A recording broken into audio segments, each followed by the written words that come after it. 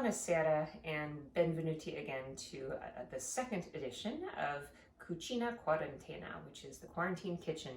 I'm Sarah Murdoch, and I am going to show you today how to take pasta dough and make it into pasta. This might be basics for a lot of you if you've done this before, but I'm just going to show you how a pasta roller works and how you can make a shape or make a sheet of pasta and then turn that into spaghetti or fettuccine. So I made some pasta dough. It was in the plastic bag in the fridge, and I'm going to show you how the rolling out works. This can be a little bit tricky. What I have here is a KitchenAid pasta roller. There's also a thing called an Atlas roller, which is something that is hand crank, which is very fun when you have friends over. You kind of need more than two hands for it, right? So this is nice because the motor on the KitchenAid actually propels the pasta rollers so that you don't have to be like an octopus with lots of arms. So come on over and I'll show you how this works. So this machine, if you look at the knob here, it has numbers. 1 is the setting that has the rollers for this to part. And then as I turn it, you can see it starts to get skinnier. So that means the pasta is going to get squished thinner and thinner and thinner. So I personally like to finish pasta on about a 6. A 7 or an 8 is almost going to be paper thin. So it's kind of up to you how thick you want your pasta to be. But you need to start it at the furthest setting at number 1 to be able to get going. So here's my lump of pasta. This is an egg pasta dough. So it's made with 2 cups of flour and 3 eggs. And I'm going to just rip off a little piece of it to start rolling out. And you just kind of start by flattening it. And then we're going to turn the machine on. All right, so the rollers are going. The first time you go through, it's going to be a little hard. So what I like to do is take the dough and squish it down. It's pretty tough. It's about the consistency of your earlobe. If you pinch your earlobe, you know it's the same kind of consistency. So I make a little tab that's going to help it get to start kind of feeding in. So here we go. Feed in. All right, so there's our first pass. I'm going to put it in again. And then if I want, I can make it a little skinnier.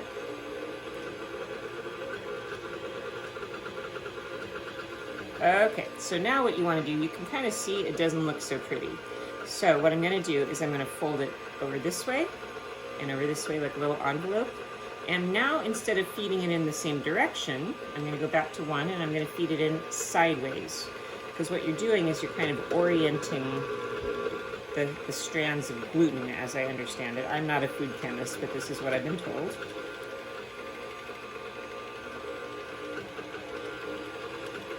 All right, and now we're going to do the same thing in the other direction. So fold, fold like a little envelope. And let's go back to the beginning here.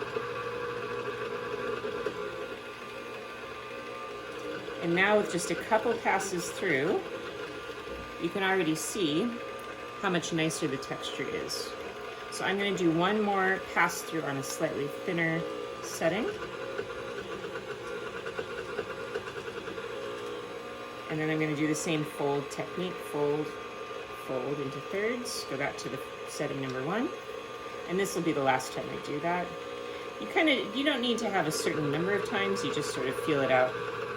Once the dough starts to really start to flow, you can feel from the texture of it whether it's ready to kind of keep going or not. And I think this texture looks pretty nice. I might just fold it one more time just to be sure. And what does that texture feel like, the texture when it's ready? It's very smooth. The texture is very smooth.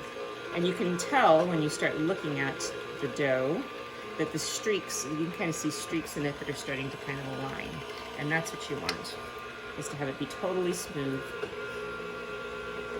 So now we're going to go ahead and start to crank this down to be skinnier and skinnier and skinnier. I'm going to go to 4. In this case, what I'm going to do is make this nice and thin, and then I'm going to cut it into fettuccine. There we go. That's some nice looking pasta. And then I'm going to crank it to 5.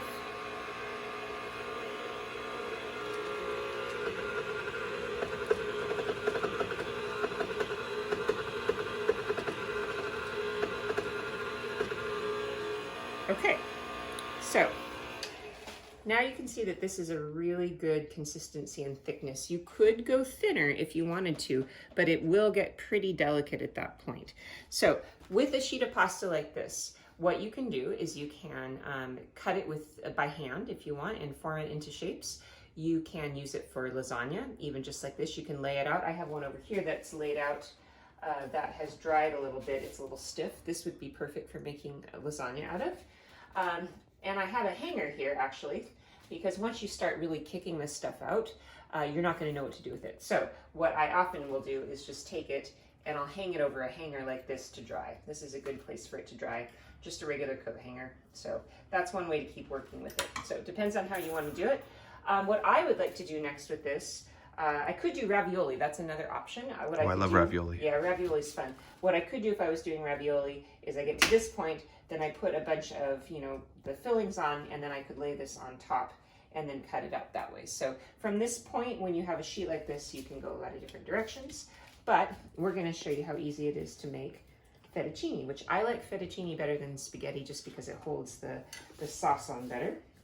So let's pull that off. And then I have another attachment over here. There we go.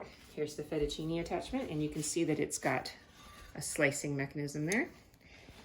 So Don't get your fingers caught in this one. Yeah, that would not be good. That's not the kind of red you want on your pasta. All right, so this is what I think is the most fun. This is the fun part. You very carefully feed it this way into the machine and get ready to catch on the other end. Oh, here we go. Oh, look at that. Woo-hoo, pasta. Look how fun. Yeah. All right. So from here, what you can do is you can hang it over the coat hanger and then hang it out to dry like that. The other thing you can do is you can toss it with a little bit of flour and just sort of bunch it up into like a little bit of a nest. I'm going to hang it on the coat hanger because I would like to use it probably tomorrow, I'm guessing. And I'm happy with it just being like this. So I'm going to hang that on my coat hanger and leave that out here to dry.